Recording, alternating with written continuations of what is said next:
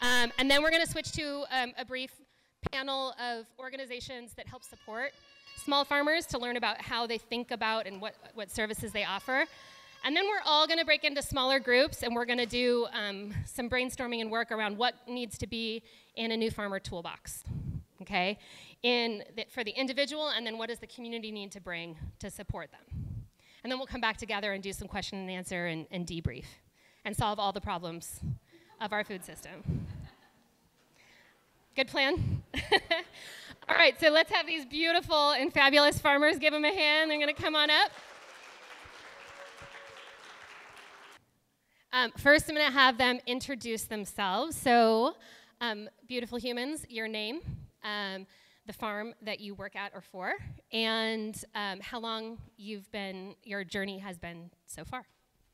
Yeah, thank you, Ellie. My name is Christian Frutos, co-founder of Ranchito Milky Way out in Bonita. And yeah, I've been a farmer on this journey for roughly like 4 years, I believe now. So yeah, just trying to connect people to their farmer, their food, and understanding, building that connection, we believe is really important. So yeah.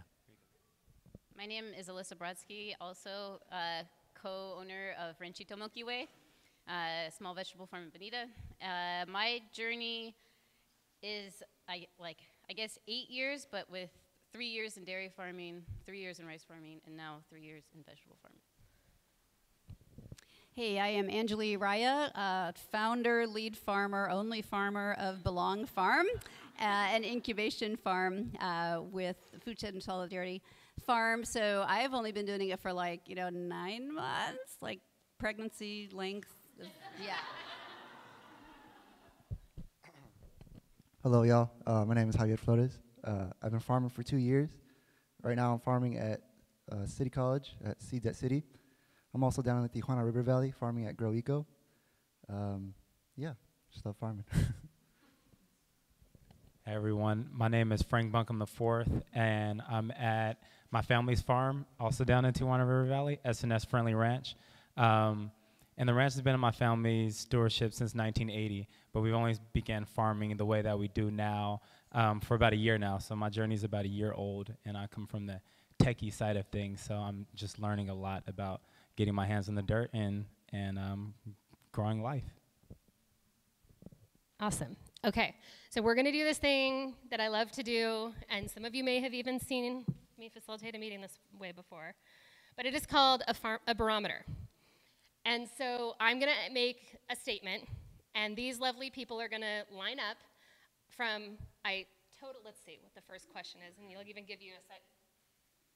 From I completely agree with this statement to I completely disagree with this statement is down here, okay? And if you're somewhere in the middle, you place yourself appropriately in the middle, okay? Make sense? And then that one, see, I put it up there, completely agree, totally disagree. It's on all the slides so that we... Okay, your first statement is, I always wanted to be a farmer. I always wanted to be a farmer. All right. Okay, now we get to hear their answers. So how long did you know you wanted to be a farmer, and why did you wait?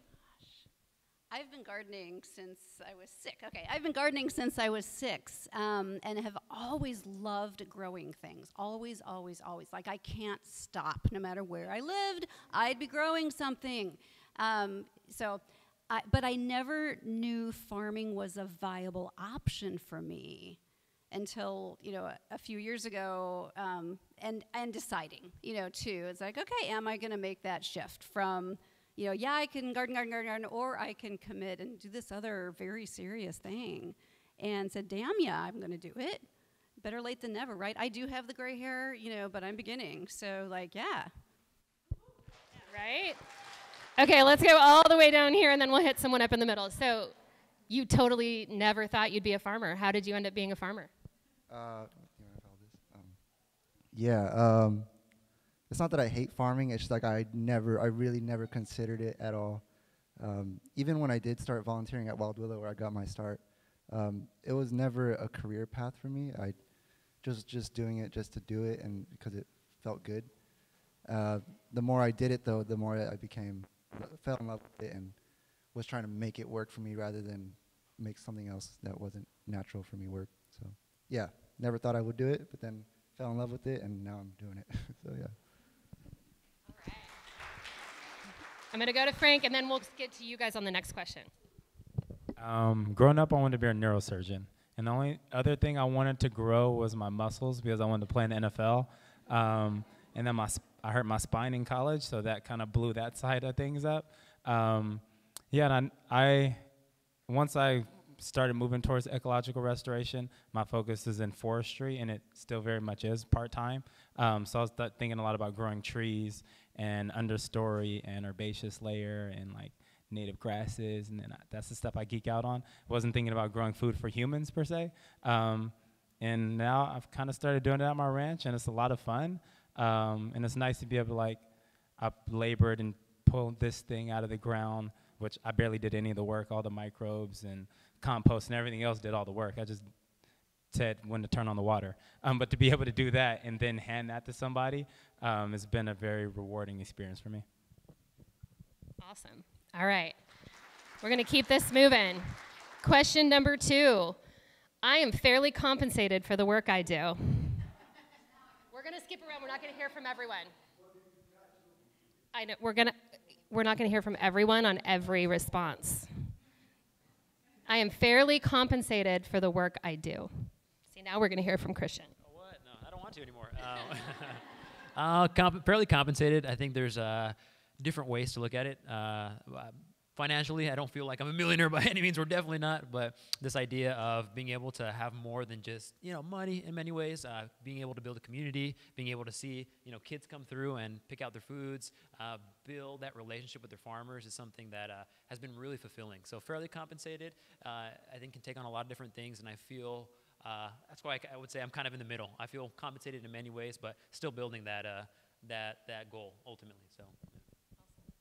I thought it'd be fun to have 2 people from the same farm to see if they have different answers.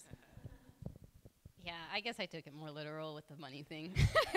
I would say, like, it's a little confusing because we're the business owners, and so we're also the ones making the financial decisions.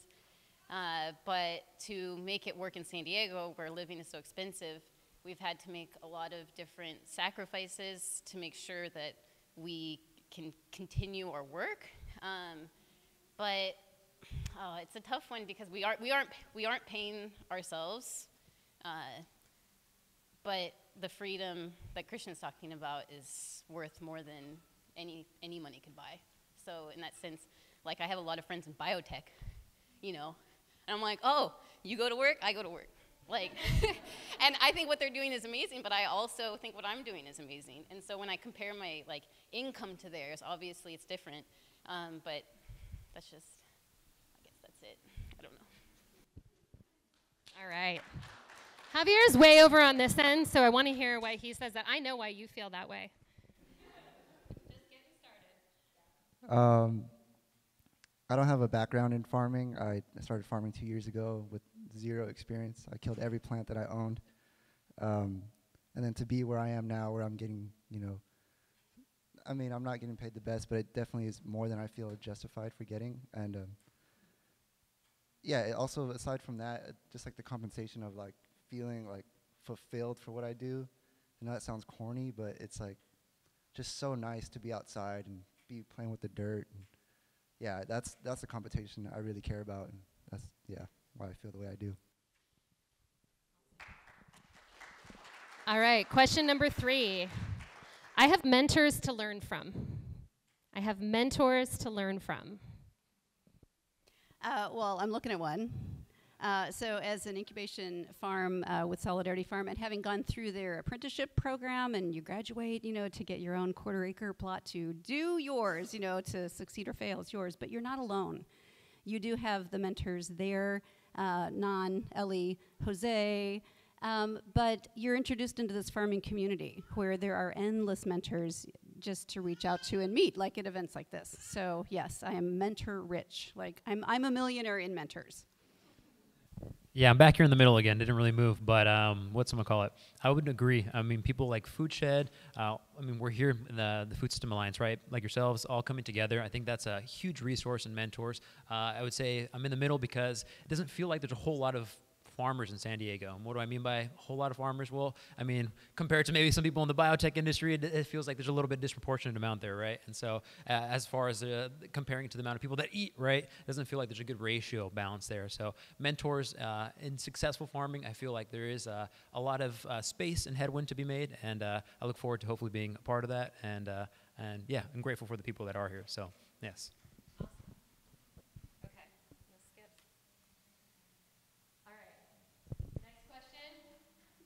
My land tenure is secure. My land tenure is secure. Okay. I'm on an incubation farm, and so the plan had never been to be there until I die and be buried under the corn. So my current plot I get to have for it's just through the end of this year, and I'm shocked at such grief that it's bringing, and I'm going to start crying now. Oh gosh, that the relationship I have formed with the land, it has taught me. You know, it has been my mentor. It's bittersweet. I'm super grateful, but it means I now get to find a next place to form a new relationship with. Your first is always special, right? You know. Our land tenure, we were able to find a family friend or a friend's family, either way, that allowed us on their property, and it's amazing that they were able to, we basically trade vegetables and land beautification for the space, and so we don't pay rent, which is an incredible deal, which I think a lot of people are open to. So if there's anybody here looking for land and thinks it's not there, it's definitely there. You just have to like really look hard for it, but it's there. But you're also under the thumb of whoever's the landowner, which presents its own issues for, you know, yeah, sure, maybe we do have a lease. We actually use California Farm Link, which is a great resource for anything legal regarding farming. So we use them to have a lease agreement where it like showed us exactly what to even talk about with them. So make sure we already talked everything through to avoid any problems, but still problems come up, and then you kind of realize like, oh, like you visualize 10, 15 years into the future and you realize that's not like quite as necessary, or not necessary, like realistic, I guess I should say.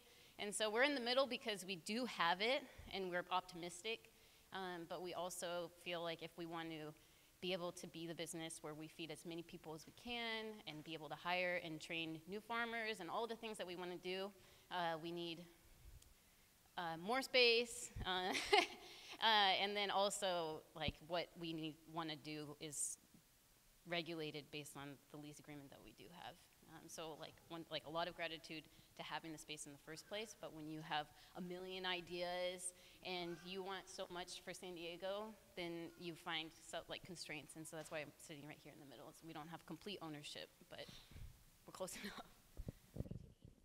1980s, yeah. I'm wildly blessed in terms of this department, just because my grandmother and great uncle had the foresight. They were 2 of 12.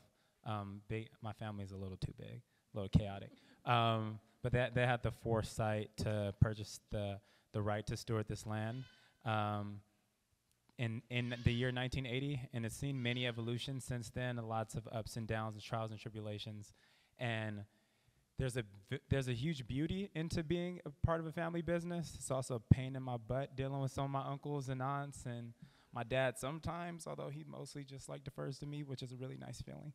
But like that, I've been wildly blessed in this department, which is one of the reasons why I'm trying to pay it forward with allowing other people to come in and enjoy the land, love it, and also farm if people would like to as well.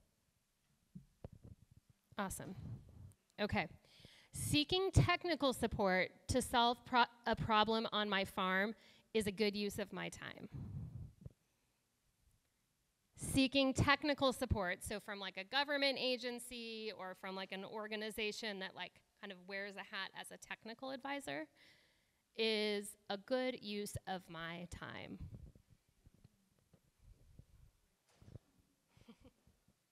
Ooh, some middle ground. Back to me. Whatchamacallit? I would say, yeah, whenever getting into a business, you want to learn the technicalities, the do's and don'ts, what you can get away with, what you can't get away with. So yeah, seeking technical support, I would say, is very important and crucial. And I mean, partly why we're here, a big part why we're here. And yeah, I would agree with that a lot. I'm going to go to the other end. I know that this looks weird that he's in that spot, but mostly I say that because Christian likes figuring everything out by himself. So if I'm like, oh, look, Christian, I found this way that we can do something from somebody else, and he's like, no, I'm going to do it my way. So I would say that's just an interpersonal thing that we, like, farmers are so frequently independent and hard-headed and want to figure out themselves. They'd rather fail themselves than get technical support. And so I don't know why I'm really down here, because I do think there's, like, technical support out there, but when it comes down to figuring it out for our own situation, we get like mentorship, but when it comes down to like funding something, in a way, I'm happy that we've bootstrapped everything, because through like the turmoils, we've been able to identify what's really important to us, and then make business decisions based on that. And then, like, we've found a lot of security in figuring out things on our own. Although I think the technical support through Foodshed and through the Carbon Sink Initiative program have been like a huge difference. I think a lot of times figuring it out little by little without very much money has really shown us how to do things the right way. If I knew how tough it would be, I may not have become a farmer. If I knew how tough it would be, I may not have become a farmer.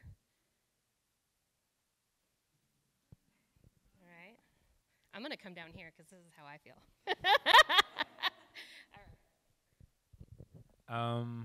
I guess I'm down here because, one, I like to do tough, challenging things. That's part of the excitement for me. But also, I kind of happenstance became a farmer. So I kind of didn't even have a choice to think too much about how difficult it might be. It's like there's the land is here. What's the best way for me to pour into the land right now? Unfortunately, it wasn't like creating a really super cool forest right here, because that's where my brain immediately goes to. It was, okay, how can we farm regeneratively? How can we stop the tilling that was done at one point? How can we remove asphalt? Why is there even asphalt here? Where did the asphalt come from? Like, all of those things. A lot of that has been fun. So it's tough and annoying, but it's been worthwhile. Yeah, so I feel like I ran into farming right when I needed to. I was in my senior year of college, and I actually grew up right down the street from Wild Willow, where I got my start farming. And I had so many opportunities to go, and I didn't know about Wild Willow, but I had so many opportunities to go and farm. I never did. I was always curious about it, but I have a feeling that if I did do it earlier, I wouldn't have been as interested in it as I am now, just because there was no real motivation for me to do it. So yeah, I fell in love with it when I fell in love with it, and if it was before, I probably would have been scared away by how much dirt and hard work there was, so yeah. I can currently see a clear path towards a sustainable livelihood in agriculture. I can see a clear path towards a sustainable livelihood in agriculture. They didn't get these before, so they have to think about it.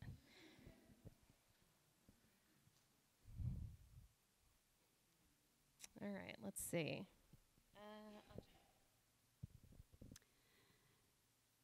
I stayed in the middle here because I do see a path forward. It's going to be a roller coaster path, I believe, because some of that will depend on climate change. So that's my short answer. Do I think it's possible? Yes. Is it worth doing? Absolutely. So my answer to the previous question is also absolutely yes. It's worth doing, and I'm glad I did. I'm glad I didn't know how hard it would be, though. I guess I will start with talking about the pollinator program, which is the San Diego Food System Alliance program that focuses on 6 food businesses in San Diego and gives them support through consulting in any issue that they need. And so we're currently going through a business consulting program which has been like extremely helpful in getting our books in a line and understanding the financials behind the business.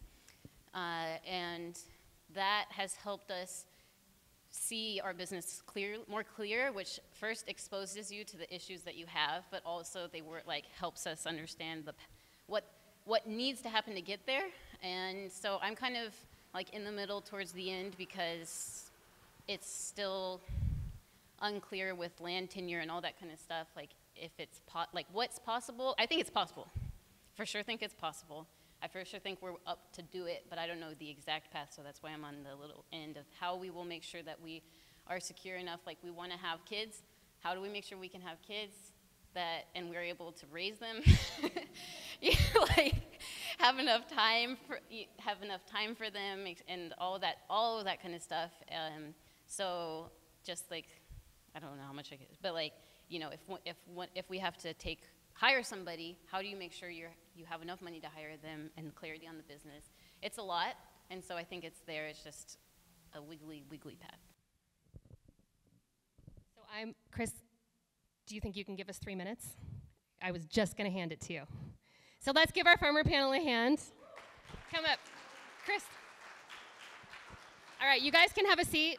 We're going to let Chris speak for just like 2 minutes. I know I snagged him at his last minute. Come on up, Chris. And I'm just going to let you start talking. Tell us about Garden 31, what you do for farmers, and I'm going to kind of go through the slides for you. Okay, cool. I haven't seen these slides. I'm a substitute, so sorry, I got to go soon. I have a workshop at Mesa. But yeah, so we're a 501c3 nonprofit organization. The full name is Garden 31 Community Initiative. Our focus is agricultural training and education, mainly for disadvantaged populations, communities of color. We don't turn anybody away. We'll work with anybody, but that's where our focus is to changing communities of color, empowering people that are in those communities. We work with a lot of formerly incarcerated, which is my background. Yeah, so we have a few different programs. We have a couple school garden programs at continuation high schools in Vista.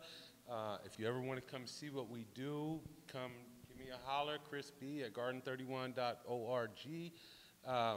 It's really impactful, like some of the stuff that we do, because one of the things that I realize is like, we can't just teach kids or adults or anybody how to grow a tomato or grow some cabbage or whatever, and life changes, right? They're not dealing with like the environmental circumstances, social circumstances, family circumstances, whatever it is.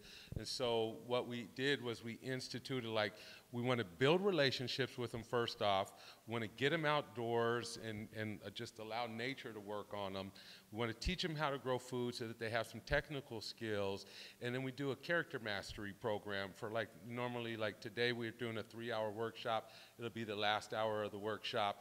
And we go through just like 12 different spiritual principles with them, you know. And we talk to them about what those things are. We get them talking, which is probably one of the hardest parts sometimes. It's like get high school kids talking, you know, when they're in front of all their peers and all that. But once they start opening up, and there's spiritual principles like humility, patience, and we identify those, and then we talk about how we can apply them in life, and then we talk about situations that maybe we've had to be humbled or we've been humbled, or, you know, and just kind of just do those restorative practices, and it helps in the relationship building. And then we also relate those principles to our natural world. We try to bring them back to nature and back to the garden, right? Like humility, like we'll start with the etymology of the word and how it comes from hummus and how that means to be grounded, and how humanity comes from the same word, and then we just build on that, and we actually like let the students start building on that, because we want them to internalize this and take ownership of it so that they can use it as one of their tools of power in life. So the grower apprenticeship program, and this is like the core program of Garden 31, is, as it says up there, it stands for Generating Real Opportunities with Earth's Resources.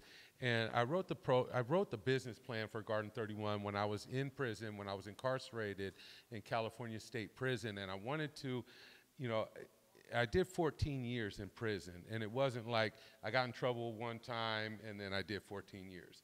It was like 4 years here, 3 years there. Like, I was just a mess up, right? And so one of the things that I realized was that, like, when I came home, I never had the intent to go do bad stuff. I always came home with a plan, like, okay, I'm gonna get into school, I'm gonna work, I'm gonna save some money, I'm gonna get a car, I'm gonna, you know, build this life. And then I just never made it that far. And so one of the things I realized was, like, coming home, like, I didn't have the resources that I needed or the support that I needed. Most of my family, I'm born and raised in San Diego, my mom and dad out here, but the rest of my family from, like, St. Louis and all that. So I didn't have, like, brothers, sisters, cousins, aunts, uncles, those kinds of things. And so I realized, like, I see a path to, I see the things that could have helped me not get in trouble, and I want to create that for other people that are coming home from prison. And that's what the Grower Apprenticeship Program is all about. It's all about, like, creating a holistic mechanism or system to provide people with life skills, cognitive development, vocational training, be able to, like, gain lives and careers where they can, like, actually buy a home, raise a family. You know, I went to so many programs down in San Diego. It's like, slap you in this program, you know, you're in there for 3 months, go get a job making $10 an hour. You know, you get the assistant manager position at Walmart, and you're making $16 an hour, and you're a success story. Well, that's not a success story for me. You can't live like that in San Diego. So to provide, like, a holistic place where people can have all those resources, and that's what this is based on. It's an agricultural training apprenticeship. We ran it this past year with Cal State San Marcos. The graduates got Cal State University certification, you know, and many of them are right now currently working in the agriculture industry. And the bottom line, the goal is, after we finally get some funding, like some major funding, is to have a 25-acre farm, housing on it for men, housing on it for women.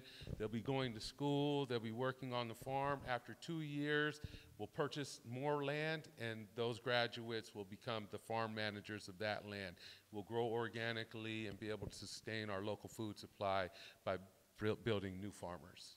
That's the franchise farms. I just told you a little bit about that. Perfect. Last one. What we need land. Man, do we need land. And I was just listening to one of the women that was up here. Was it you? We were talking about, like, it's not hard to get. And it's funny because I've had some offers, like, you know, but it's also, like, location and is it arable and all that. And then, you know, the city, we won't say which city, but promised us some land. Said, we got you. And then they came to us last month and said, oh, there's no water. You know, so yeah, we need some land. Startup costs have actually changed decently from that. Should I add a zero at the end? And that's gone and spent. Yeah, and then just people, the connections, the community. We need you. We need you.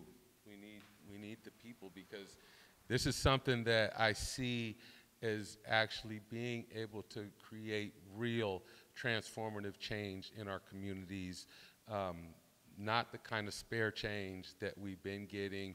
We don't want to paint a picture on a wall and say, hey, look at what we did. Like, we want to change lives and empower communities so that we're not going through the generational cycles that we've been going through, that have been perpetuated over the past so many decades or years. Like, and it's going to take all of us. Like, this is a big, heavy lift, and it's all that I'm planning on doing with the rest of my life. So, yeah, that's us. Thank you.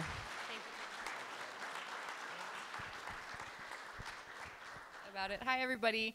My name is May. I am one of the co-managers of Wild Willow Farm and Education Center, which is a program of the Resource Conservation District of Greater San Diego County. And so at our farm, it's kind of in the name, right? It's a farm, production farm, and also an education center. And I've kind of defined it myself last night, which this felt most appropriate. I've defined it as a small-scale, diversified veggie, flower, and fruit farm at the intersection of experience, mentorship, and agriculture. We're also located in the Tijuana River Valley, similarly to Frank, and who else was here? Someone else was here, well, Javier. And so we have a whole bunch of things, whole lot of hats that we wear. And so we have an education program that hosts, or I guess I'll go with production since that's the first slide, and that's my kind of expertise here. So we grow year-round, as most farms in San Diego do. We have several market streams for our produce through a pretty small CSA program, and then wholesale to Foodshed and some restaurants. And we started doing flowers earlier this year due to historic flooding in the River Valley in January.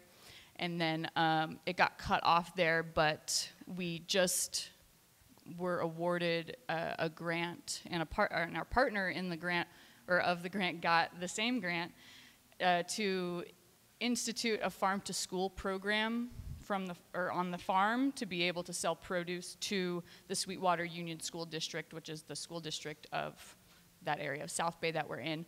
We're working pretty closely with Southwest right now, and they're in some other slides later. But so I've also put here that we practice and teach regenerative farming practices. And again, this is not official, but my own kind of definition that I've put on here, just to kind of highlight that when we're talking about regenerative farm practicing, we're not starting anything new and we're not teaching anything new, right? So regenerative farming being this practice of traditional indigenous land management practices of intent, reciprocity, and with the importance on future generations of human and non-human life. And so that's at the crux of our education and agriculture practices.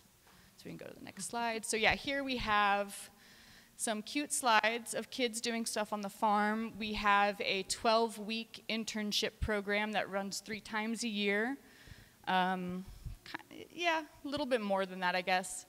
But it is ran ideally in pair with our 8-week farm school course that's taught by our adult educator on site.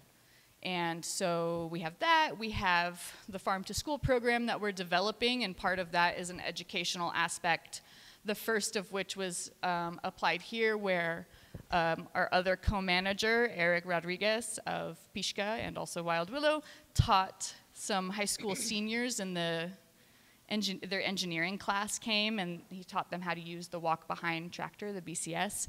We're going to be helping them install a production farm on their campus, which is really cool, and plant some trees. They, before COVID, this high school before COVID had a 400 chicken egg production situation on their campus. So their instructor's pretty serious, Dr. Arias. We also hold workshops and classes basically all year, every weekend, and that can range from practical skills to cooking classes, to bone broth making and medicine making, and in the winter, kind of some gift making, wreath making, that kind of stuff. We host field trips from K through 12th grade to like clinics, healthcare centers, senior centers, kind of anybody that wants to come do a field trip can come do that. And then we have volunteer opportunities. So maybe once a year right here, these kids planting a tree, we do a tree planting thing once a year with them. We also hold monthly volunteers that probably between 40 and 60 people come, maybe more, and they're doing a couple of different tasks. Most of the tasks they're doing are production-based. They're moving silage tarps, they're applying amendments, they're kind of doing all of those things that we as a production farm need help with. Similar to our internship program, the interns are working right alongside the farmers. There's not really a delineation between the expectations sometimes, because we're like, you're here, this is what it takes to be a farmer. But it's really fun for us because we get to kind of challenge and look at the way that we work as farmers, because we have to then explain it to someone. like, why do you hold this tool? Why do I like a collinear hoe versus a wire weeder? You know, like having to explain that is really challenging and satisfying when it clicks for somebody. And then, yeah, just some other pictures of the farm there, and just again highlighting the intersection at which we're trying to work at with integrity. Yeah. I'm curious how many people in the room have taken a class at Wild Willow or learned from Wild Willow. All right, before I introduce myself, I want to introduce the project. So Foodshed is a Foodshed Cooperative, so a small farm distribution company that offers a secure sales channel to small farm projects, along with other resources such as the apprenticeship program. I wrote a little poem I want to share with y'all. It's about Foodshed. There is a place where the food comes together. In this same space, the community gathers, the farmers gather, the workers gather. This is the place where change is going to happen. And not just any change, liberational change from our current food system. This place is called Foodshed. Right. You ready for the next slide?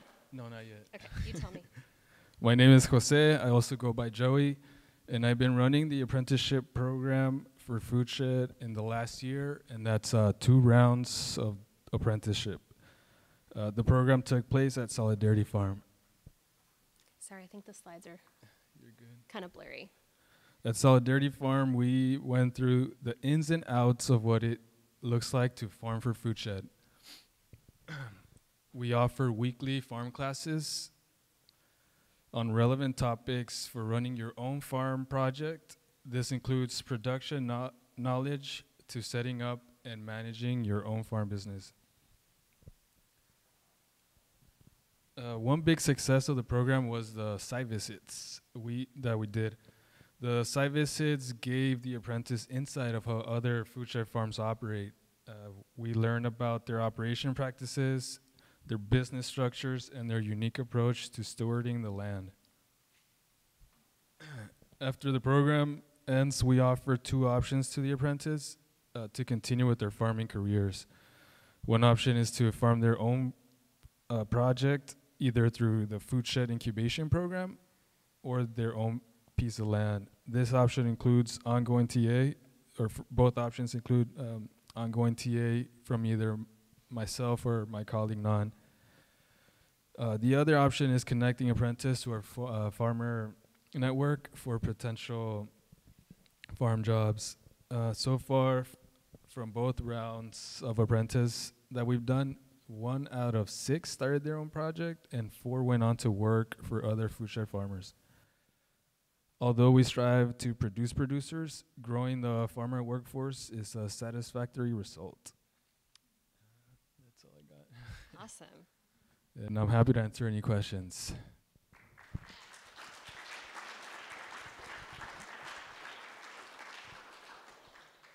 Are you guys seeing overlap between similarities in what farmers are asking for, in the programs that people are trying to provide? We held for, I think we met, like 4 times. The San Diego Food System Alliance coordinated a project called the Agricultural Livelihoods Task Force in collaboration with Foodshed. And we tried to have like a really deep conversation about the programs that we were running and if they were really truly serving farmers. And what we came up with, these were the 5 like really essential things that you need for an agricultural livelihood. You need secure housing. We heard people talk about that, especially Chris.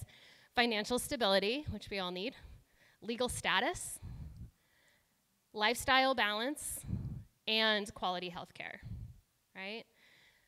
And a lot of these things, right, you didn't hear our programs addressing yet, right? We know that these are gaps and things that make it harder for beginning farmers to get a foothold. So this is just going into a little bit more detail about what we meant by that. And I think it just helped us to organize things in our brain around, where we know that like access to credit, right, to grow your business is something that people talk about a lot. But then there's a lot more that goes into accessing credit. It's like, what's your credit score? Do you have a student loan? Like all these things that kind of feed in to make each farmer's situation a little bit different. We also had a conversation that far too often we divide sort of like the entrepreneurial pathway towards farming with like a farm worker or a farm professional, right? And that we all really aspire for these same things. And so maybe we should think a little bit harder about seeing our needs as different and find ways to find more solidarity between people who are aspiring to be farm owners and people who are aspiring to be farm professionals. And so we came up with these 5 phases that I'm going to share really briefly with you guys, only to get you ready for the next activity. We saw it as sort of a wheel, right? These stages that folks go through. And you heard people talk a little bit about this. You have to be aware, right, that there is opportunity to, in the local food system. You need to maybe see a positive image of farmers so that you feel like it's something that you want to be, right? Then you need to have opportunity, training, apprenticeship programs, professional development, scholarships, a living wage job, and access to land. You need someone to offer you that opportunity. But those opportunities really don't take you very far unless there's stability, right? That's where the secure immigration status, credit versus debt, reliable transportation, food security, all these other things that make our lives stable really come into play. And really acknowledging without that stability, we can't get into growth, right? We cannot expect somebody to have personal or abundant growth that they can share with the rest of the community without that stability. But in the growth phase, the most important thing, right, is that there's room to practice and make mistakes. And that's a really hard thing for a small business owner or even a new employee to do, right? To have the space to make mistakes and to grow. And then acknowledging that, like, while we're doing all of that, we also maybe do need to fix our credit, right? Or start building our credit. Or we need to start looking for land and addressing land tenure. Or maybe we need to work on our leadership skill building so that we feel like we can bring employees on and engage them in the way that we really want to. So that growth phase is kind of the longest one. Then you move into mastery, right? Where you feel like you're finally getting, feeling the earth under your feet, and you can offer service to others. Maybe you're ready for new risk-taking. Maybe you've gotten into an ownership phase, and you're feeling like you can do more innovation. And then we acknowledge that, like, at that point, like, it's cool if you're satisfied, either with your job or with your farm as is. But you also may decide that you want to repeat that wheel again, right? That you're aware of a new opportunity, that you can grow on what you've done. So just kind of helping, this was work that people did that I wanted to share because it really maps out the challenges that we're all facing. Make sense? Okay. So now, with this sort of background and sort of sitting and listening for a while, what we're going to do is we're going to break into groups of about 8 to 10 people. You guys can kind of decide. And we are going to draw. And I like that Chris left because I'm going to take pictures. Not you, Chris, the other Chris. You're like, I'm here. That Chris left because I'm going to take pictures and send them to him. Okay, I think he'll really appreciate seeing them. So you're going to draw a picture of the new farmer toolbox. Okay, what are the things that an individual, like, that are intrinsic to the individual needing to have, and what are the things that the community needs to bring to the table? Okay, you don't have to just draw a literal toolbox. Like, get creative in the way that you represent this, all right? We've got markers, we've got paper, and really help us, right? Let's visualize and process all this information that was handed to us. If you already have a tight group of people, like if you're 3 to 5 and you want to work together, great. But go ahead, and Hannah, where are you? Hannah's going to help me hand out paper. So get in a group and then send one person up.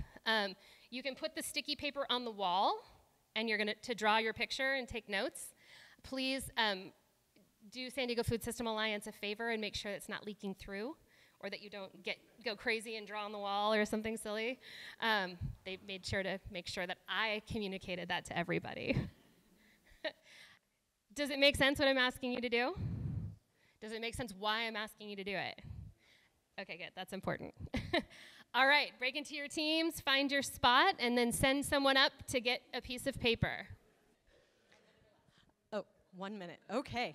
The idea here was that in order to fill up the pond, which is farm mastery, there are different droplets that come together to create that. The lighter blue on the one side is what farmers need and the tools that they need, and then the green is more of what the community can help offer. It was interesting that we noticed we were starting to get a lot more green drops, which kind of lends to that idea that for farmers to be successful, it has to be a collective effort from the community, and farmers can't do it alone. So just to highlight a few things here, we talked about land, workforce, having sales channels, access to education for job training, and just overall being dedicated to what it is that you're doing. In the middle here, we talked about advocacy and partnerships, so farmers advocating for themselves and telling the community what they need, and then the community coming in and partnering with farms to provide those services. And then from the community, land sharing or leasing, encouraging people to eat or shop local, education and collaboration, creating a market, and then technical support such as funding, grant programs, as well as making sure that farmers' value is being fairly compensated. And then we decided that work-life balance doesn't come into play until you've mastered being a farmer. So that ended up down here. I like that work-life balance is the splash in the pool there. Thoughts from our panel on their...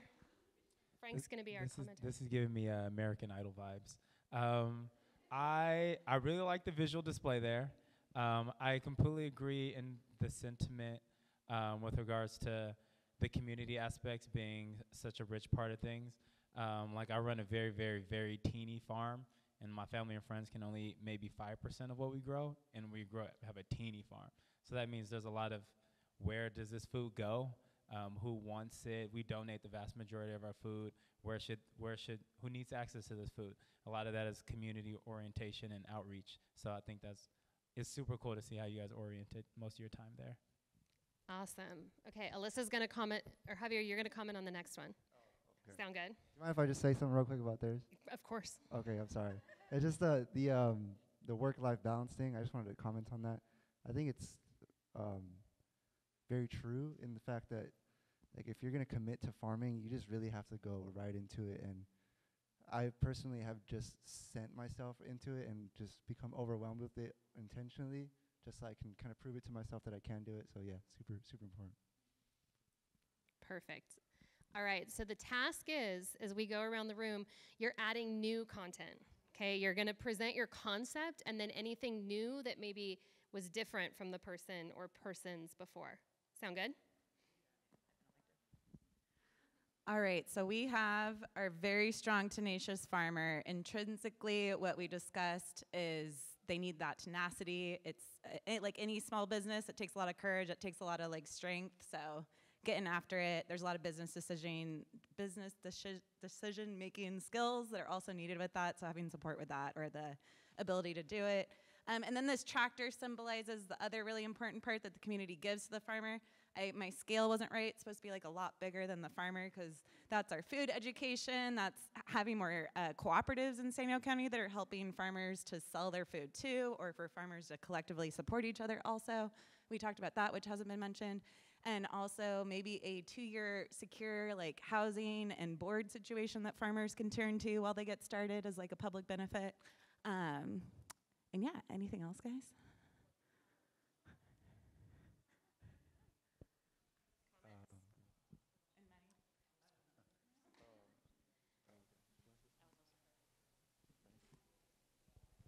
I really, really like the housing part, and I'm in the process of maybe even building a couple tiny homes, so like maybe we should talk about that and we can set something up.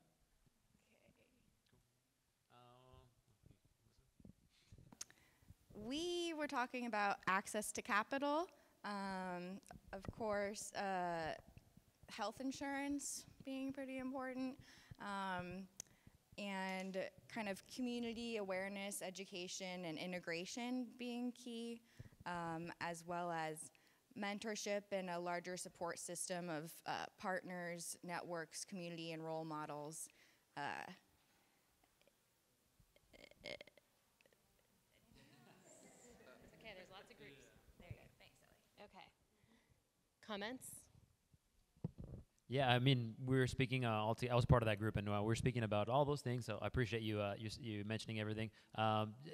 Just this idea that we really need to tap into the community and really make the community see that we're an asset. We're such a rare group of people that exist, right? Especially in these urban areas. So really, like ingraining ourselves, like mycelium ingrains itself to the plant roots, right? We need to be so structurally a part of it that it feels almost impossible to not have farmers, and we really need to get the community to see that. So I really think that was a good one. And the other one that we mentioned was having a livable wage, right? We need to be able to.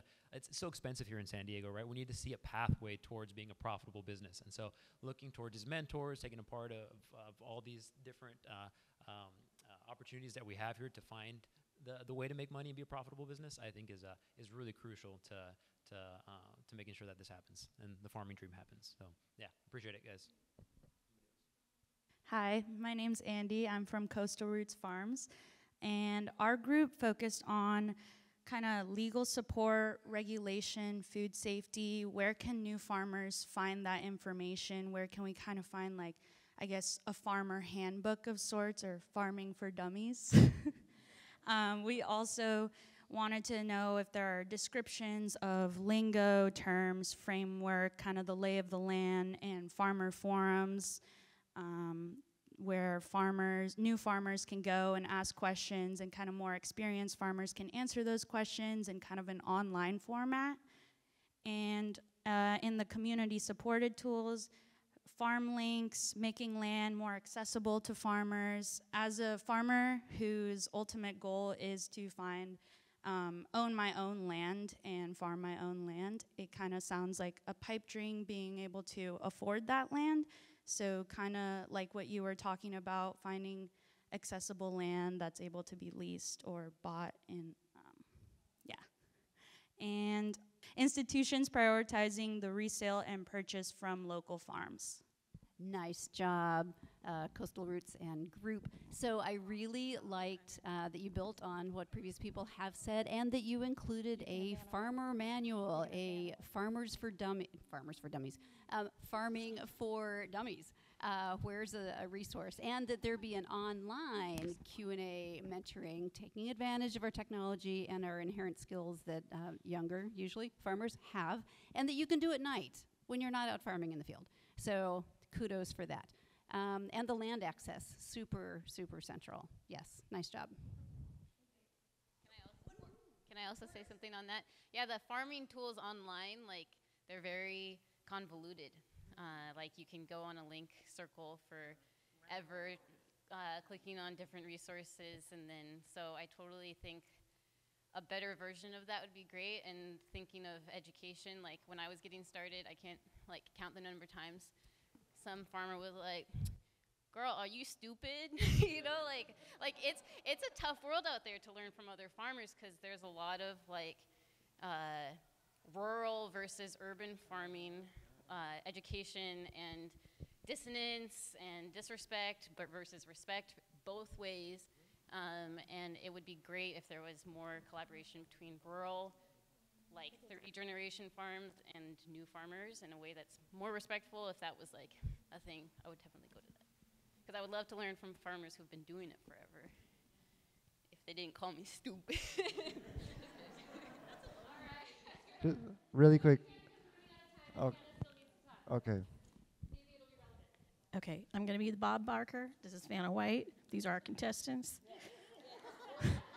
Okay, let's start here off with the purple. Oh, it's the farmer, the community, the land, the water.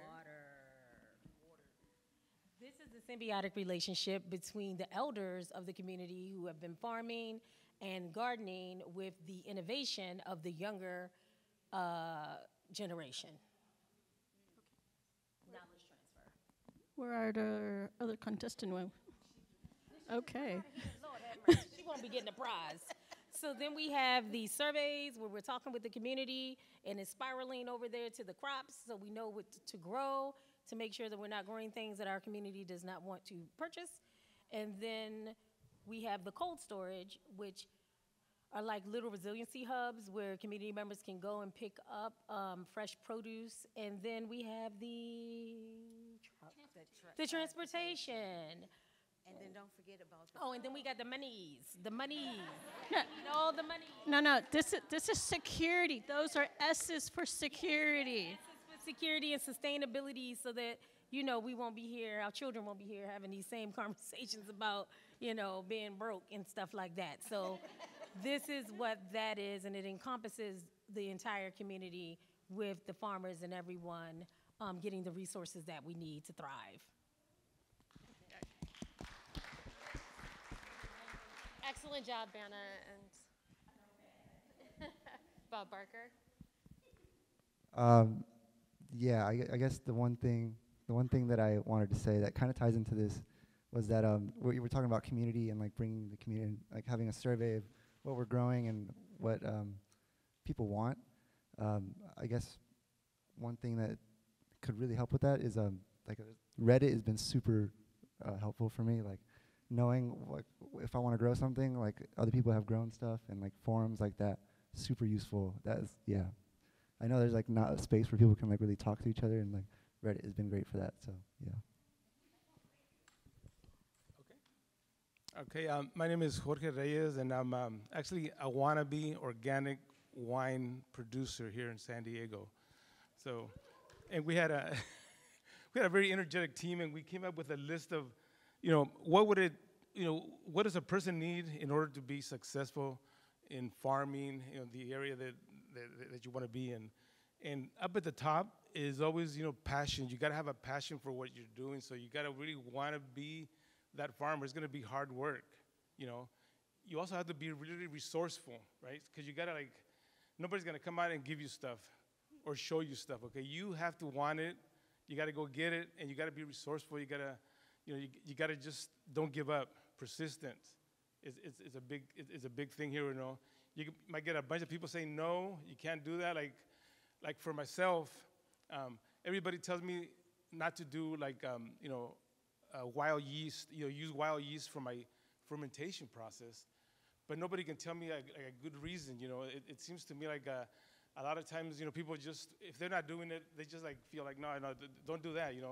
I haven't gotten anybody to say, yeah, do it, or nothing like that. It's like, no, it's risky and stuff like that, but maybe I just don't know enough about it yet. So I do a lot of research, and I try to be as resourceful as possible. So some of the other things you have to kind of be able to do is do a little bit of education in, the area that you plan to farm in, right? So you can kind of know what to plant here in the area, right? Like if you don't have water, you don't want to plant alfalfa, right? Because that takes a lot of water type thing. So you got to do some research and, things that, you're passionate about, not necessarily that but that you're willing to learn and just go out and get the information. Obviously, money is always important, but I think if you have the passion, you're resourceful, you can overcome a lot of that stuff. The land acquisition, again, we're in San Diego, it's expensive, but, if you're willing to go out and if it's your passion, I think you can do it, just by going around, asking for people. There's a lot of ways of doing it, and if you want it, you're going to do it, So don't put obstacles or anything like that in front of yourself, Find ways to overcome challenges, right? And if that's what you want to do, that is, you're going to do it. Okay. Another thing. One more. Oh. And then because we have 2 minutes till we okay. Well, the other thing is you got to really have a lot of energy too as a person, a lot of physical vitality, that type of thing, because it's hard work. And at the end of the day, you're going to be tired, and you're going to want to get up the next morning and do the same thing again. So for me, it's been great because when I go to bed, I go to sleep immediately. I get up when the sun wakes up in the morning. Sometimes the rooster's crowing outside, but it's a good type of tiring because I enjoy doing it. So, okay, I think I said I ran out of time. Sorry. No, sorry. I wish we had all the time in the world. 2 more groups, and then we absolutely have to hear from Hannah. So, are you guys cool if we go a few minutes over? We have 3 minutes left. Okay, great. Only new things. Yes, only new things. Well, then I don't know if we have much there. I feel like all of the groups here have really tagged on a lot of the pieces that make a farmer successful, especially in your toolboxes. We went to kind of this internal and external look at it, and then how the kinship of those two relations connects.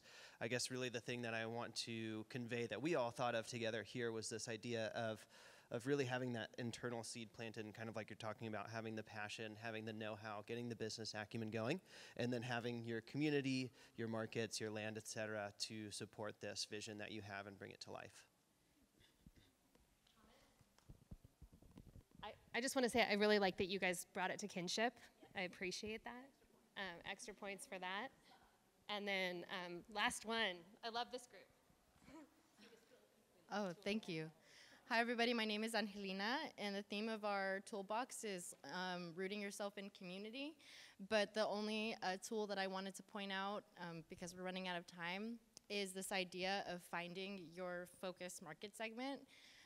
So sometimes if you're having trouble reaching a certain group, it's better to go back to the planning stage and make sure that you're growing the food of the group that you're trying to sell to, being culturally competent or comprehensive in that sense, and making sure that you're growing something that you're passionate about and following the natural cycles of the land, if possible. I know that's really difficult, and I'm not a farmer. I wish I was, maybe one day. But yeah, that's what we talked about, and that lives in this little hat here, marketing strategies. But yeah. We say, I'm not a farmer yet. It's the growth mindset.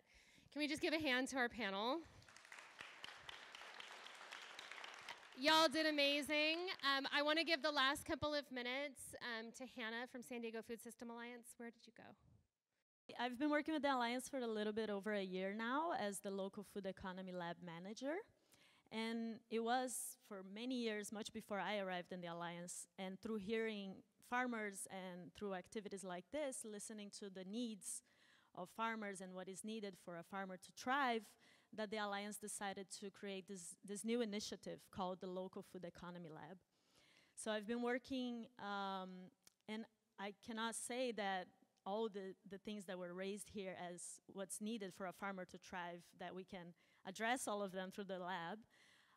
But some things I'm very happy to hear that we can, and we are now, in our first official year, spend a whole year co-designing the lab, but some of the things that we have, for instance, to support farmers, we have here Alisa and Christian that are one of the folks participating in our first cohort of the pollinator, which is not an incubator, is not an accelerator, but it's this program trying to bring to the farmer, like be the pollinator bringing the pollen, what's needed for them to flourish. And in that sense, we partner with consultants like Rebecca Frimer, who's here with us from Kitchen Table Consultants. Mai was sitting right next to her as well. Lots of amazing consultants that can help them. So I heard from like Coastal Roots folks, like legal support, or like business planning, or marketing, or bookkeeping. So we have the funds to help a select group of farmers per year with things like that. Foodshed was part of our inaugural pilot phase of this program. And we are creating new programs as we go. So for instance, this year, we launched our learning opportunities. A lot of the folks, Jorge, Eudine, Kendra, were in our financial literacy workshop with Rebecca. And then we had a week ago or two, the Introduction to Cooperatives workshop. And I would like to invite you guys for, yes. So we have a webinar coming up about the Farm Bill. So if you guys never heard about the Farm Bill, it is a moment that we want to make sure folks in San Diego are aware of what the Farm Bill is. It had just expired. It's a 5-year process. So now it had just expired. We have to help them draft a new Farm Bill that really reflects these needs that we are talking about here today. And a lot of what the folks need to thrive can be funded by the Farm Bill. So it's a very important set of rules. It's what funds SNAP, for instance, food stamps. So I would invite you all to join us. That's a webinar, so it's all online, it's free. And to the point of we are creating now a digital resource hub to hopefully serve a bit as the Farming for Dummies, right? So hopefully we'll launch soon, and we are tapping into the extensive experience of Foodshed and a lot of the farmers in the room to understand what is the most relevant resources we can find on the internet, so it's not another rabbit hole. And the last thing that we heard, and we are also trying to serve, is this community chat, right? This forum that folks talked about. So we already have set it up, a Slack channel. It's not very active, but if you all join, it will serve as this tool. So we have the tool, we need you guys to join, and we can, you can access our webpage through the flyer, and I would love to see you all at the Farm Bill webinar. All right. Thank you, everybody, for your time. Thank you for staying awake after lunch. I can't stress enough, if you can take a little bit of your time to get involved with the Farm Bill, if we can't come up with a different way to do food and farming policy in this world, in this country, then we're not going to be able to make the leap. And so it's really important that we at least understand it, right? So that it can unlock resources for these programs that we've been talking about. It's our money. Let's take it and use it for what we want it for. All right. Onward.